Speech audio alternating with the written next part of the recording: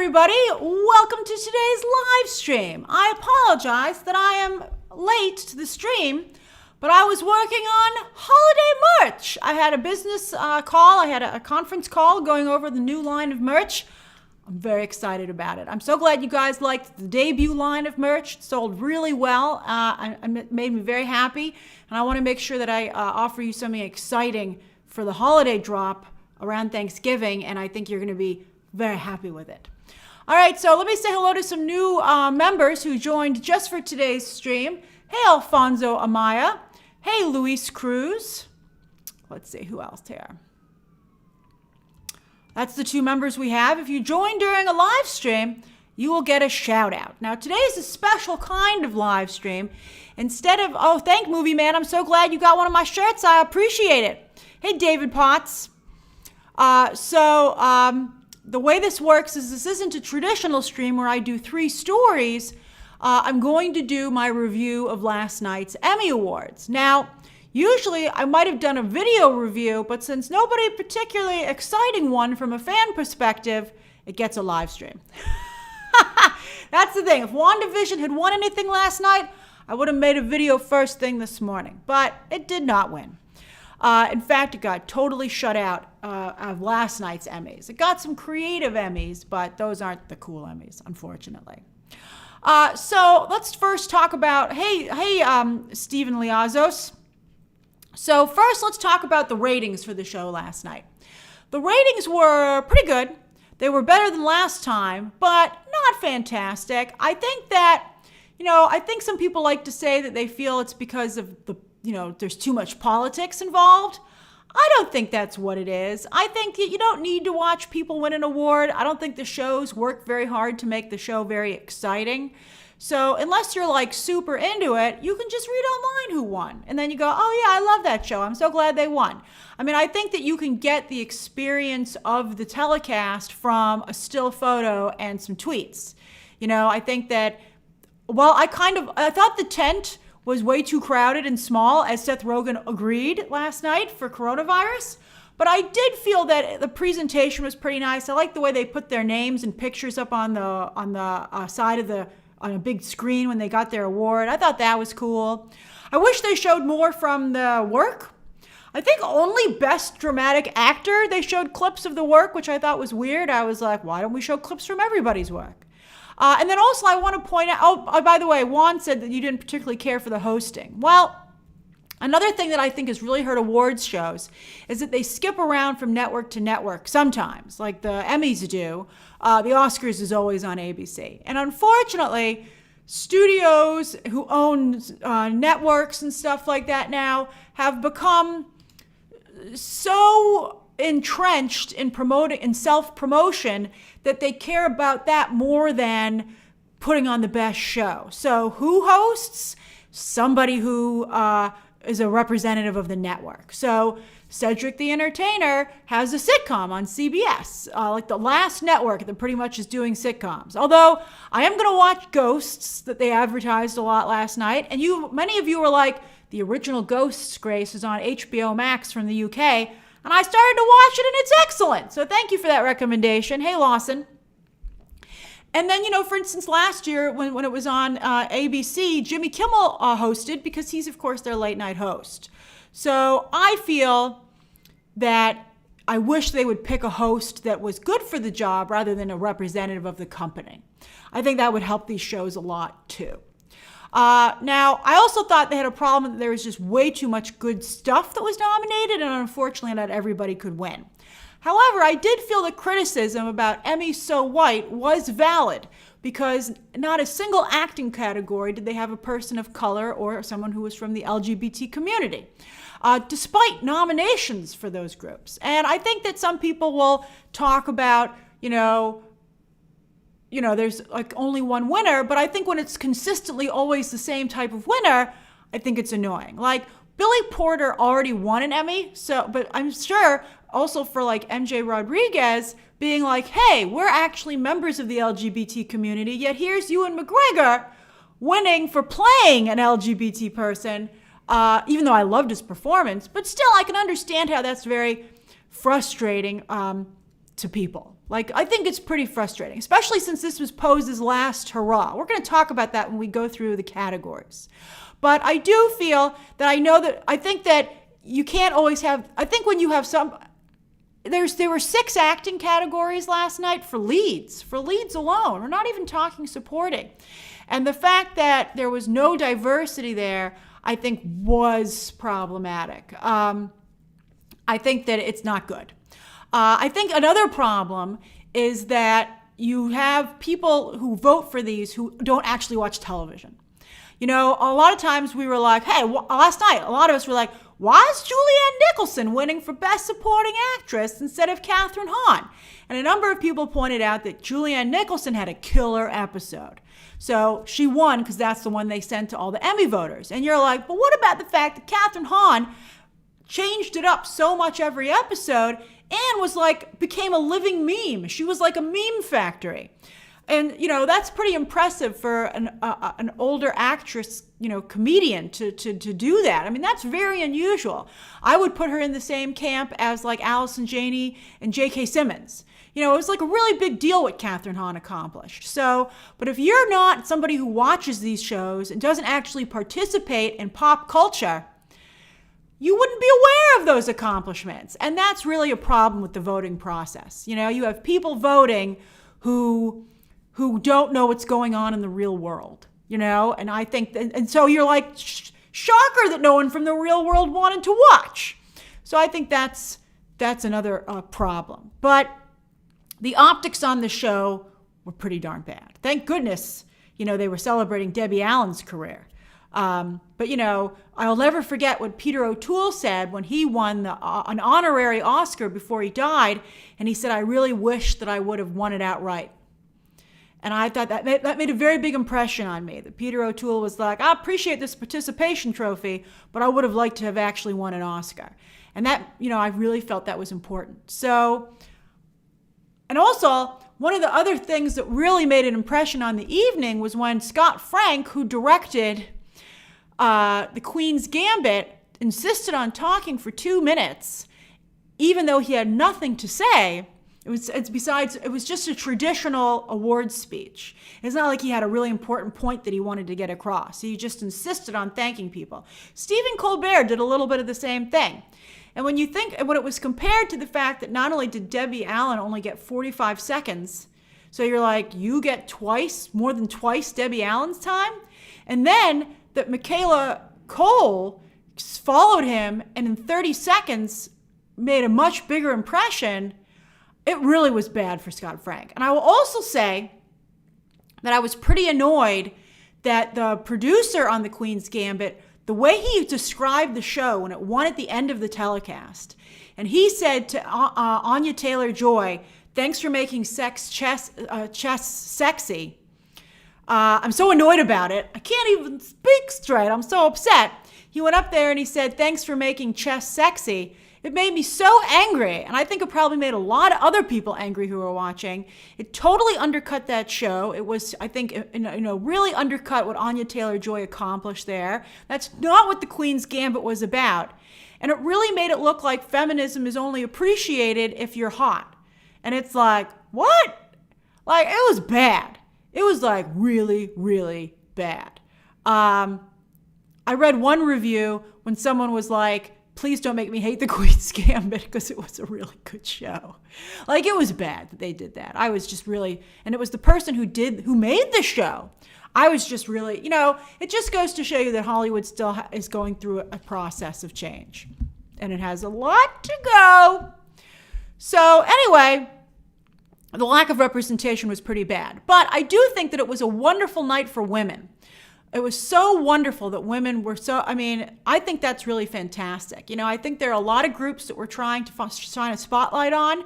And I think that it was really great to see just women overall, you know, as a single group moving forward. And I thought that was phenomenal. Like, it was the first time that 2 women had won the directing awards for drama and comedy. I thought the celebration of not only what Kate Winslet had accomplished, but also Jean Smart was just really, really amazing. I mean, that kind of recognition was incredible. I mean, I think a lot of people aren't aware of what Kate Winslet in particular accomplished with Mayor of Easttown. I mean, she was really, they ran a good awards campaign for that, and I'm sure they talked about that. Like, Kate Winslet refused to be airbrushed. They said, hey, in post, we will actually use VFX to make you look slimmer in your sex scenes in the show. And she's like, don't do that. I want to look like a real woman should.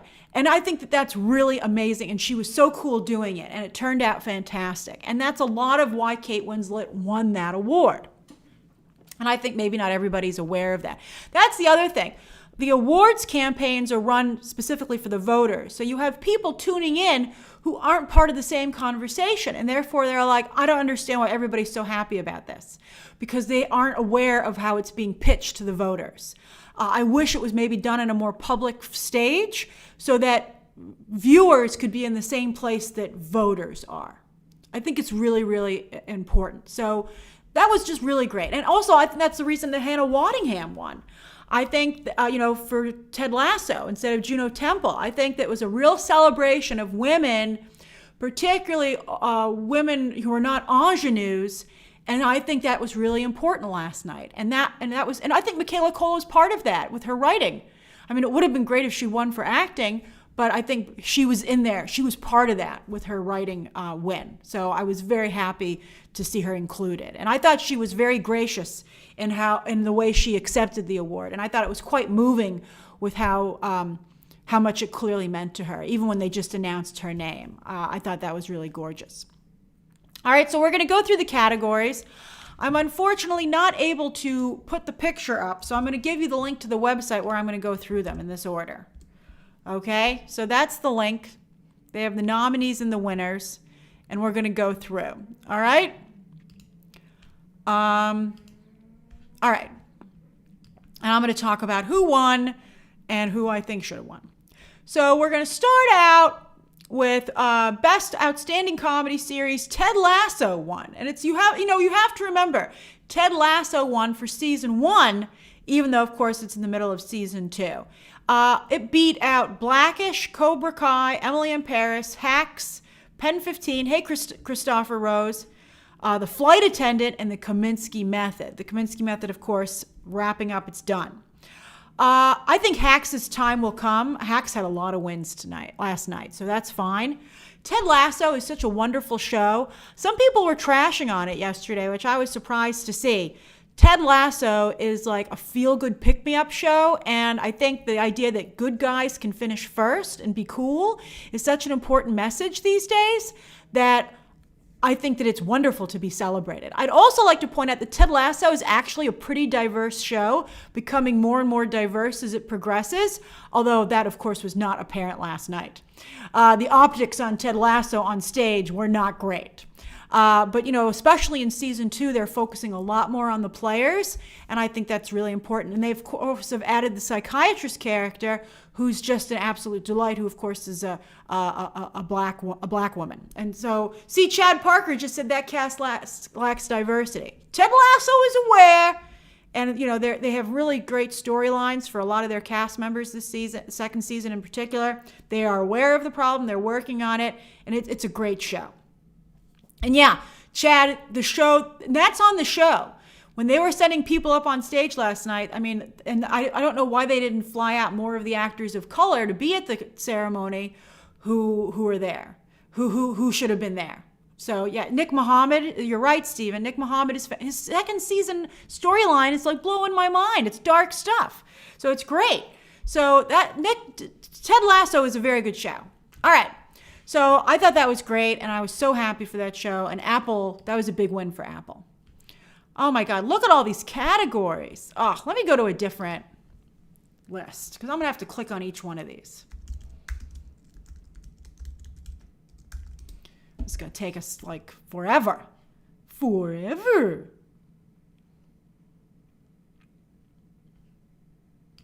Should we do the New York Times? They're right behind a paywall, though. I can't do the New York Times. You guys are going to have... Let's do... I don't like the order of that. Let's just do Deadline. Do do do do do do do. Hold music. Do do do do do do do do do do do do. Didn't Hannah Waddingham look gorgeous last night? Gorgeous. Oh, they don't have the nominees in this list. Garbage. Garbage. The New York Times doesn't either. What kind of garbage is this? Let me see if I can find you a good list. Boo, boo, boo, boo, boo, boo, boo, boo, boo. Does anyone have a good list?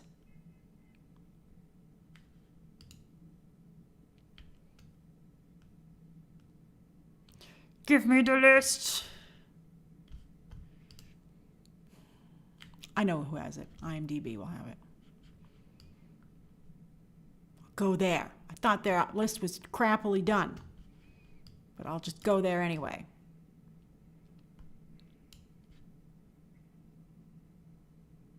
Here it is. It's so poorly put together, but we're just going to have to do it. All right. Oh, Wikipedia. Why didn't I think of that, Carrie? Carrie wins the day. Sorry, I was on this call longer than I expected, and so I didn't get the chance to set this all up. Boo, boo, boo, boo, boo, boo, boo, boo, boo, boo. Where is it? 2021. I don't want the... there we go. Is this it?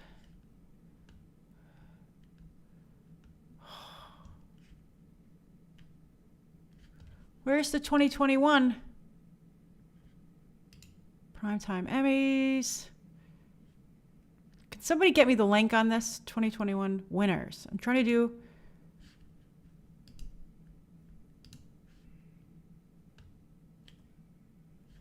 Oh my God. 2021 Emmys. Wikipedia. No wonder nobody cares about awards shows. There we go. Yes! Ha-ha! All right. Here it is. There you go. Do you see it? Put it again. There's your list. All right, so Ted Lasso won Outstanding Comedy Series. Then for Outstanding Drama Series, all right, The Crown won, and this was, I thought The Crown had for sure already won. I couldn't believe The Crown had never won, but it hadn't. But I think The Crown had seasons to go, and I think The Crown could have won another year. Also, there were way too many nominees in each category. So drama series was The Boys. I love that show, but no way I was going to win. Bridgerton, The Handmaid's Tale, Lovecraft Country, The Mandalorian, Pose, This Is Us, and The Crown. And I have to tell you, as much as I love The Crown, and I do love The Crown, I would have given it to Pose. I think that was Pose's final season. I think that it would have been nice for it to go out on that note, and I just think that that's what I would have done. That's, because that's just how I would have gone with. And I think it would have helped the show quite a bit. The reputation of the Emmys. But The Crown had won so many other categories. So, but it was a big night for streaming. Streaming did very, very well. All right, next up, Outstanding Limited or Anthology Series. Now, this was shocking to me. Now, we thought it was going to be Mayor of Easttown versus Wanda Vision, with all due respect to I May Destroy You and the Underground Railroad. That's tough, because those are two shows of color, and I don't think they were as competitive in the category as the other two. But then The Queen's Gambit came out of nowhere and won. And even the people who made that show were like, what? They were shocked.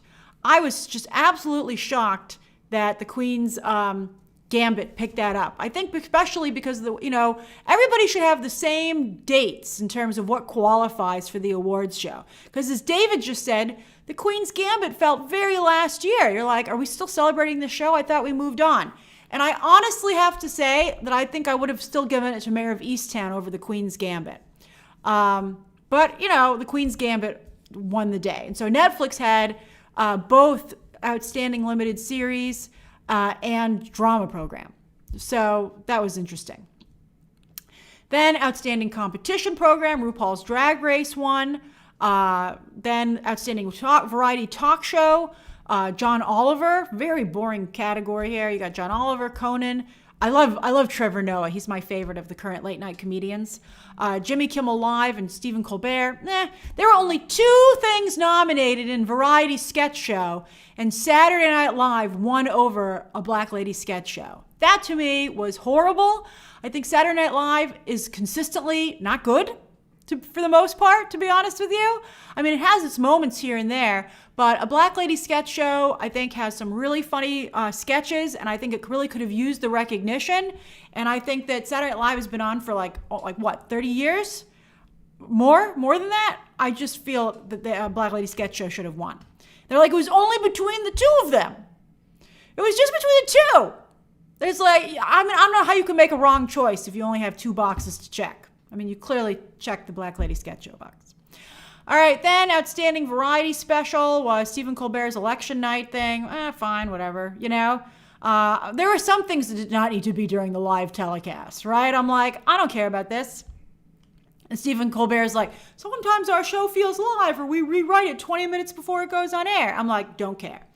Then they had Outstanding Variety Special, and Hamilton won, which was nice, although this was one of the things where everybody was like, it should have been Bo Burnham inside, because that was made specifically for TV, and that was, I think, more recent. Hamilton, of course, also feeling like it was like beforehand, you know, it wasn't recent. But, you know, I don't think anyone can be upset about Hamilton winning anything, but Bo Burnham was pretty, you know, groundbreaking. So I think when even fans of Hamilton are like, it should have been Bo Burnham, again, the Emmys made the wrong choice. I think that that's, you know, I think that, you know, Emmy voters, they need to have like a class where they talk to them and they're like, you guys are really out of touch with who's watching your work.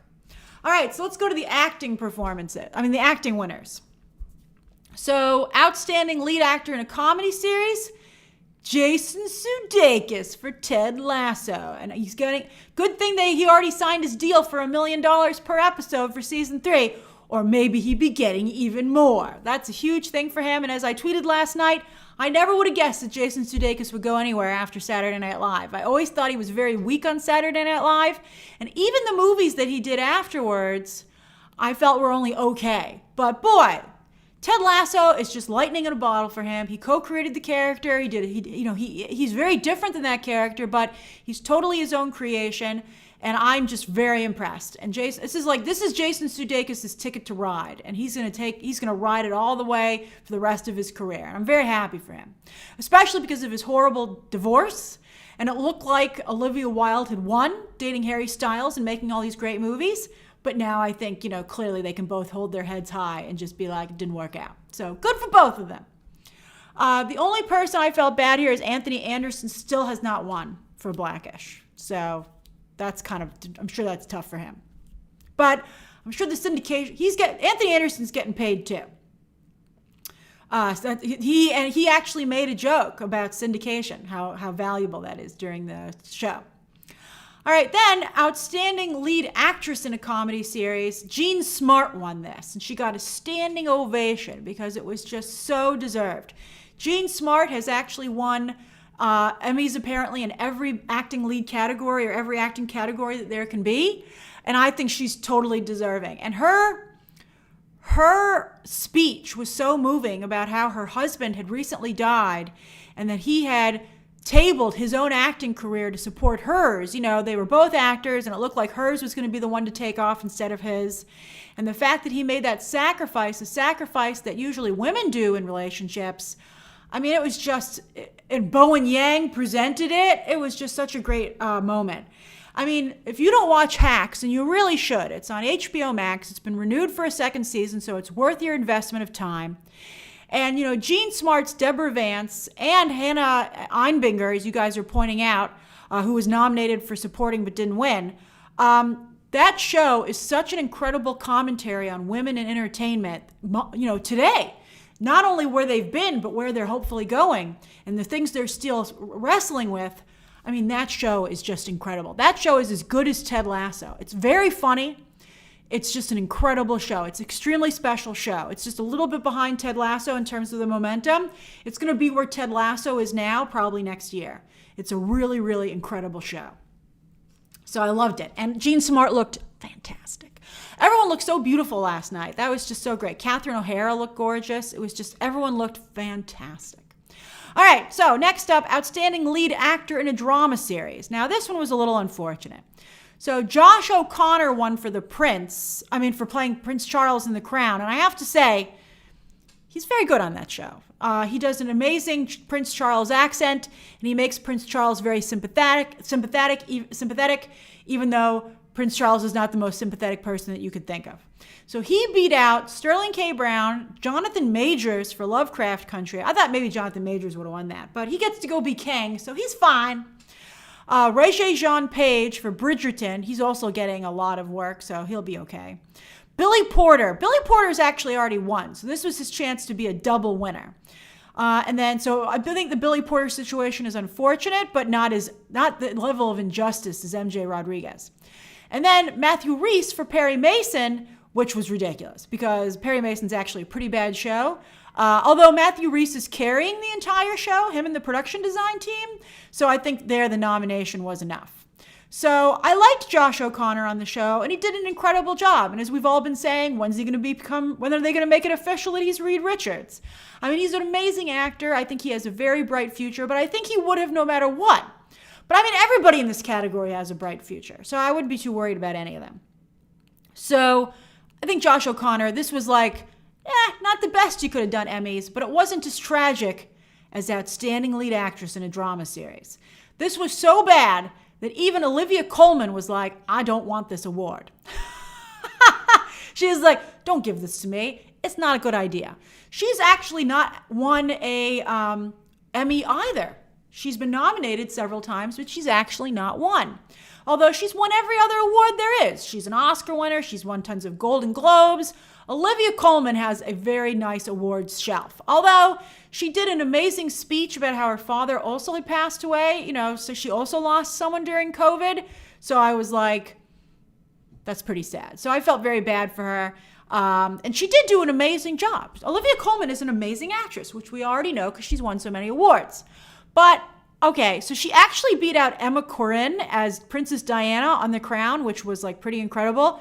So, but I think this should have been MJ Rodriguez or Jurnee Smollett.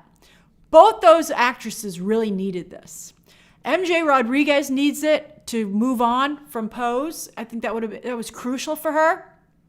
And then Jurnee Smollett, also, she has the Black Canary movie in development at HBO Max, but she's at a little bit of a standstill too. Like Jonathan Majors he's off to the MCU. He's doing great.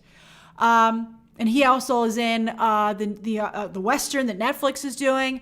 There's a lot of stuff. So he's fine. But Jurnee Smollett could use more work on her resume coming up. And so this would have really helped her. But I think MJ Rodriguez should have won. And Olivia Coleman even in her face, she was like, I didn't want this. All right. So, and also, Chad, you can't reject the award. I mean, I guess you could, but doesn't then go to somebody else. You just say you don't want it. You just make a statement. All right. So anyway, and I don't know. I think that could backfire on Olivia Coleman as seeming like, who is she to decide who to give it to? And then that's a used Emmy. I mean, the person should win it outright, quite frankly. Then for Outstanding Lead Actor in a Limited, or they have too many categories. All right, and they still had too many people. Then this was tough. Outstanding Lead Actor in a Limited or Anthology Series or Movie. Ewan McGregor won for Halston, and he was incredible on that. Just like, he was so good on Halston. I mean, he was just a tour de force. I was so impressed with his work there. However, at some point, I don't know. I think LGBT actors feel differently about this. There's no definitive feeling on whether or not there should be a rule as to who plays what roles. So, I mean, he did a great job. He did an absolutely fantastic job on a really, really good series. He beat out Paul Bettany as Vision, Hugh Grant for The Undoing, Lin-Manuel Miranda for Hamilton, and Leslie Odom Jr. also for Hamilton, although neither of those performances was for television.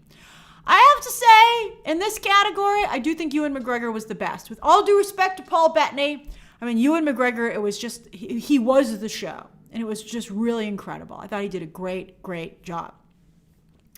Then lead actress in a limited series or anthology or movie or whatever.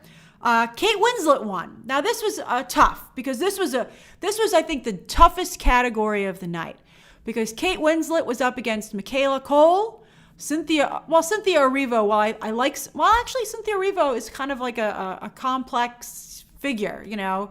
But I think Aretha did not really work out so well. But Elizabeth Olsen in Wanda Vision and Anya Taylor-Joy in The Queen's Gambit. I mean, that is an incredible lineup. Again, you've got Kate Winslet, Michaela Cole, Elizabeth Olsen, and Anya Taylor-Joy. That's just how much talent is on the small screen right now. And I'm so happy that Michaela Cole is moving on to Black Panther 2. That is going to elevate her to a degree where she not only will be in a major blockbuster, that's going to help all her work going forward afterwards as well. So it's a really important step for her, and I'm so glad that Kevin Feige, and I think the real person who selected her is Ryan Coogler. So I'm very, very excited for that. And I think it's unfortunate that she lost here, but I think that Kate Winslet really accomplished something incredible. I think she spoke to a lot of voters, and Michaela Cole did win an Emmy last night, and I think that was intentional. I think the Emmys wanted to make sure that Michaela Cole walked away with an award. So I'm very, very happy for Michaela Cole, and I do believe that she will be back at some awards show. She might move on to movies. She might move on to movies after this. So, but Michaela Cole, her whole career is in front of her. So, and once you're nominated, you get nominated like a lot after that because you become like a favorite of voters. So, and Michaela Cole did win something last night, so I'm very happy for her on that regard. All right, so we're not at writing just yet. Okay, supporting performances. Brett Goldstein won for Roy Kent on Ted Lasso. He's incredible on that show. I think he was supposed to just be a writer on the show, and he got to play the character, and he's so good at it. Roy Kent is like as popular as Ted Lasso. He's an amazing character. I'm so glad that he won. He beat out a lot of other people from Ted Lasso. I would have liked to have seen Bowen Yang win, quite frankly.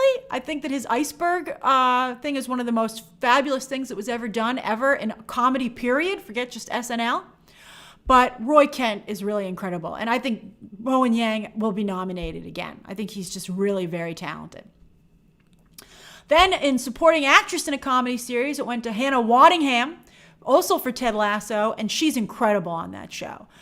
She is like the new Julia Louis-Dreyfus. She just looks fabulous, and she's so funny. I think she's just such a great person to have out there representing women that it's just really phenomenal. This was a tough category too, in that I think Juno Temple is also very good on Ted Lasso, and I thought that Hannah Einbinder on Hacks is incredible. But I agree that Hannah Waddingham was phenomenal, and she just looked so gorgeous. And it's so wonderful, especially after she took on that role in Game of Thrones where she looked, just awful. This like transformation, this Cinderella transformation, I think is really, Hannah Waddingham is another working actress. And the fact at the end of her speech that she highlighted how more people from the West End, Hannah Waddingham got her start in the UK musical area, musical theater. I thought that was really nice that she highlighted that, and that, there should be people should hire more actors from that musical theater community. So fantastic. So nice. All right. Next up, outstanding supporting actor in a drama series. This was unfortunate. So Tobias Menzies, he was very good on The Crown, playing Prince Philip. He's great actually on that show. Tobias Menzies, I didn't think anyone could follow Matt Smith. I was like, whew, good luck, Tobias Menzies. But he actually, especially with his second season playing the character this time around, I thought he was just incredible. However, the fact that Michael K. Williams didn't get this after passing away recently with his tragic overdose was not good for the show. I think, unfortunately, maybe the voting was already closed at that point, but it was not good. Michael K. Williams, that was his 5th nomination. It would have been wonderful if he had won. Tobias Menzies didn't even show up. That's how little he thought he was going to win. So I would have liked it to have been Michael K. Williams. I think that was unfortunate. Also, they played a clip of O.T. Fag Bentley, and I was like, wow, he can act. He's a very good actor, it seems. I don't watch The Handmaid's Tale. But I think that, this was a category that could easily have picked a diverse actor, and they did not. Then outstanding supporting actress in a drama series. Of course it was Gillian Anderson as Margaret Thatcher. I mean, everybody else in this category, I mean, they knew they weren't going to win. They had to know because Gillian Anderson was just incredible as Margaret Thatcher. By the way, her husband is the creator of The Crown. So he made that role specifically for his wife, and she was phenomenal. It's like Meryl Streep. I mean, she actually did a better job than Meryl Streep playing Margaret Thatcher. Do you know how difficult that is? Although she, of course, had more room to craft the role because it's a series versus a movie. All right, then Outstanding Supporting Actor in a Limited Series or Movie was Evan Peters as Mayor of Easttown. He, of course, was also in Wanda Vision, but he was so good on Mayor of Easttown, and it was such a different role for him. I couldn't believe how good his role was there. I thought it was just absolutely incredible. Oh, did she break up with, hey, Jander, Brune, Hubner? I didn't know Gillian Anderson broke up with that guy. Well, then he's even better that he gave his ex that role. But I was really happy for Evan Peters. I mean, he beat out Jonathan Groff. I don't think it was a lot of Hamilton nominees in this category, but that was not filmed for television. So I think it makes it hard for it to win. So Evan Peters, so happy for him. He is such a gift to television. I think it's high time he was recognized. I mean, he and Sarah Paulson, thanks to their work with Ryan Murphy, are almost single-handedly keeping TV afloat. All right, then Outstanding Supporting Actress in a Limited Series or Movie. Now, this was really bad.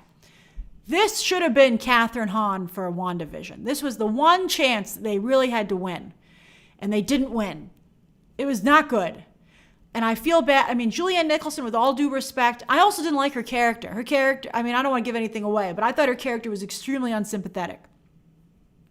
So I feel bad that Kathryn Hahn didn't win this. I thought that was like the only true snub of the night. I really felt that Kathryn Hahn should have won. And that would have been, I think that would have made WandaVision fans not feel like they were used to get people to tune in. All right, so next up we have a couple of the craft categories. Directing, 2 women won. For Outstanding Directing in a Comedy Series, it was Lucia Aniello, who also you'll see won for writing. She and her husband are the co-creators of that show. Her husband actually plays their agent, the agent character. So very, very talented. I'm so happy for her. And I really thought that turned out fantastic. Then Outstanding Directing for a Drama Series, Jessica Hobbs for The Crown. And so that was great to see women in both these categories as the winners. I was very, very happy about that. Then for Outstanding Directing for a Limited Series or Movie, Scott Frank won for The Queen's Gambit, and that's where he totally went off the rails and almost ruined his career. So that was unfortunate, but yeah. So The Queen's Gambit, won there. Then for writing, again, that woman won for Hacks. As for writing for a drama series, this went to The Crown. The Crown, it was up against The Boys, The Handmaid's Tale, Lovecraft Country, The Mandalorian, and Pose. The Crown's very well written, although largely made up apparently. So that's a hard category. I'm not quite sure if, I don't feel too strongly about who should have won there. Then here, this was tough. So Outstanding Writing for a Limited Series or Movie. Michaela Cole won this, and she won it. There was only one episode that was nominated, If I May Destroy You, but it was really wonderful for her to get this. She's now an award-winning creator, and I think it was really fantastic. So I was very happy with the way that turned out. But I was pretty shocked that WandaVision, which had 3 episodes nominated in this category, one of which included that line as what if grief but love persevering, that was a pretty big shocker. I think only Michaela Cole could have won that. She could have topped those episodes. But I was upset that so many people were so disrespectful of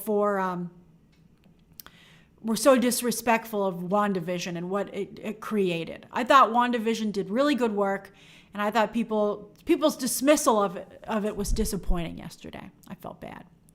And then Outstanding Writing for a Comedy Series, John Oliver. I feel a lot of the late night shows have become too political, and I'm not a big fan of that, so I'm not a fan really. I only like The Daily Show. The Daily Show, I feel, is hits in every direction, so I like that a lot. I think The Daily Show is a great show. I really want only good things for Trevor Noah. All right, so the most wins, let's see here. Most major wins were The Crown won 7 major wins. Ted Lasso won 4. Hacks and Mayor of Easttown were tied at 3. And then you have the last week tonight, John Oliver with 2 and The Queen's Gambit for 2. And then wins by network. Netflix walked away with 10. HBO with 6. Apple TV with 4. And HBO Max with 3. Why aren't they the same thing? Why aren't HBO and HBO Max the same thing? It's so stupid that they continue to divide themselves like that. All right, so it's 5:20. Wow, we talked for a long time about the Emmys, boy. So it's 5:20. You can ask me anything that you would like until 5:30 about the Emmys. Please.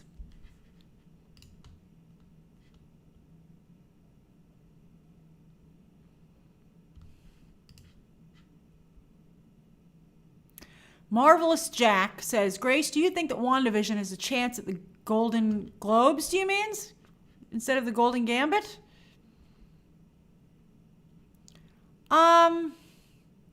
Marvelous Jack, what do you mean by the Golden Gambit? Ivan says, is Loki a potential Emmy contender next year? I do think it is. I think that Owen Wilson did some incredible work there. I don't know if it'll get recognized. I don't know if it'll win, but I think that's their front runner right now for nominations.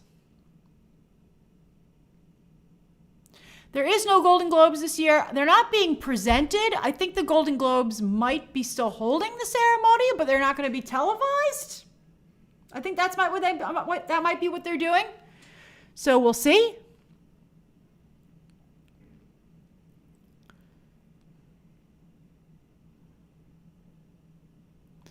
Mike Abner says, do you think Elizabeth Olsen has another Emmy opportunity for her HBO Max show? Well, we got to see how it turns out. Just Josh says, who was best dressed? Hannah Waddingham, in my opinion, looked just beautiful. But I also thought that Catherine O'Hara looked gorgeous as well. And I thought Seth Rogen was quite dashing in his orange suit.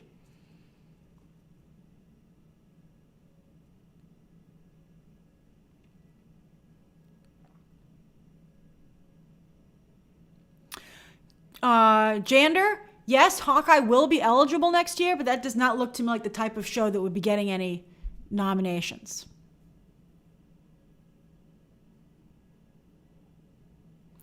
I didn't really get the Schitt's Creek gag, largely because I was also tweeting while I was watching the show, so some things I didn't catch. Live tweeting a show is actually a lot more work than you would think. Ivan says, is Bowen Yang in the MCU next after his line about Kevin Feige? Maybe. That was great. He was very funny.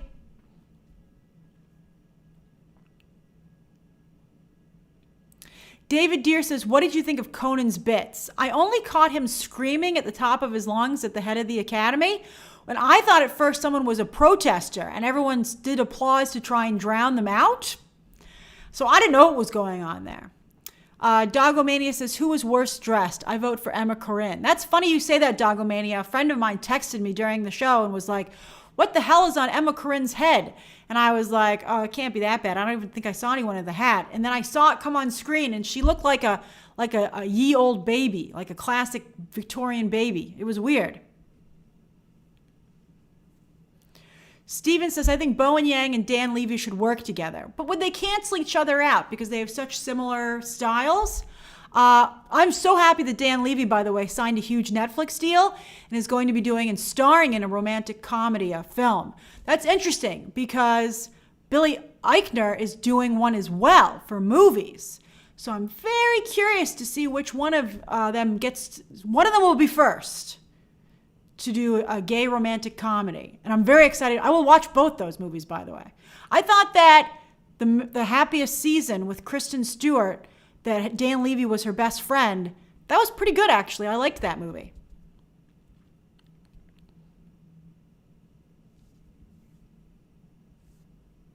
Evelyn says, who is your favorite presenter? I'd have to go with Bowen Yang, although I do always enjoy Amy Poehler. Who was your favorite? Mike, thank you for letting me know about Emma Corrin. I'll be sure to use they, them with them going forward. Let's see here.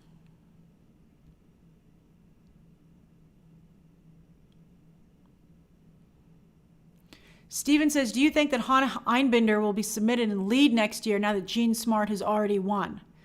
I don't know. Let's see how big her role is in season 2. The Platinum Diva says, can we ask why every other show gets to win except predominantly people of color shows? I'm just curious. Platinum Diva, as I said, I think that it is a lack of voters actually being a part of the television fan community and actually understanding what these shows mean to people and what's going on in the moment. I think that's the issue. I also think that I think a lot of the shows this year with people of color who are nominated were very politically minded shows. And you'll see that voters actually ended up voting for more traditional types of entertainment. So I still think that voters aren't as modernized as they should be to recognize the importance of those shows. Although I would like to point out that Zendaya won for Euphoria last year, and that was like a phenomenal, that was just great that she got that. We all love Zendaya.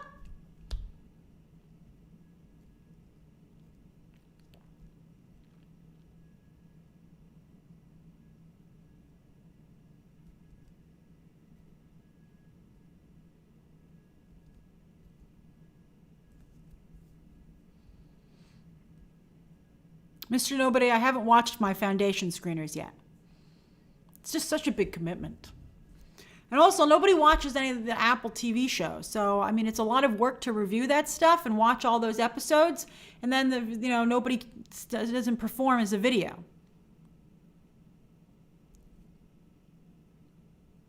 Evan, my Dear Evan Hansen review should go up tomorrow or Wednesday.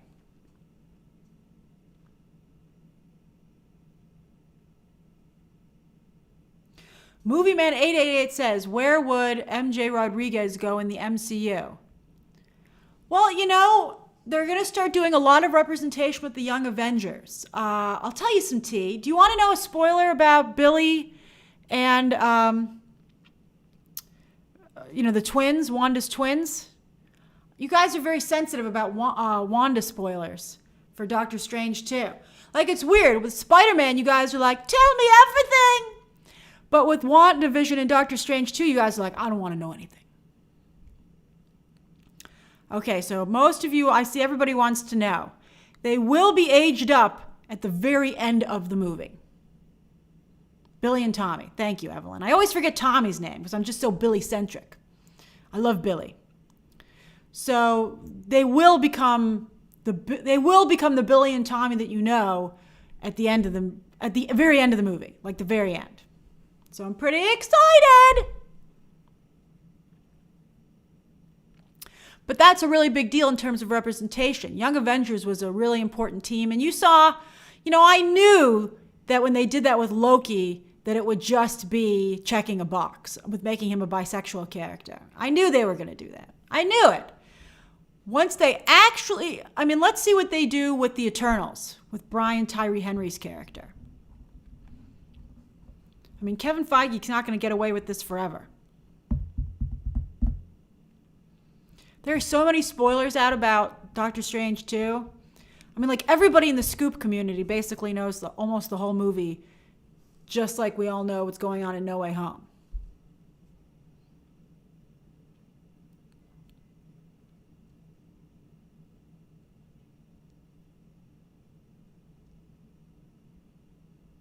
Dan Blaster says, will we be getting casting announcements for the older versions or will it be a surprise in the movie? I would suspect that maybe the actors would leak. That's the only way I think you'll find out who it is because it's such a small thing. It's quick. It's like almost like an end credit scene, if not an end credit scene. Or it's like right at the end. So they're not going to be someone who's involved in the movie to such a degree that you would maybe get out.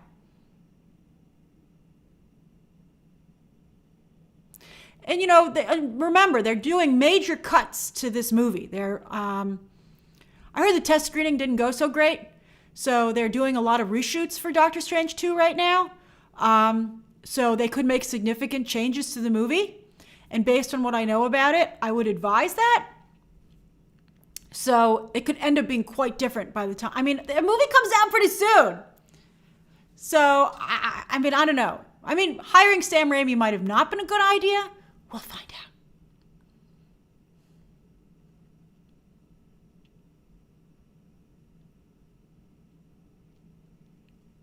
Oh, it's 5:30. All right, everybody. As always, I just absolutely adore talking to you. You're so much fun, and I will see you tomorrow for a stream. Another live stream. We're going to have a great time. Okay, everybody.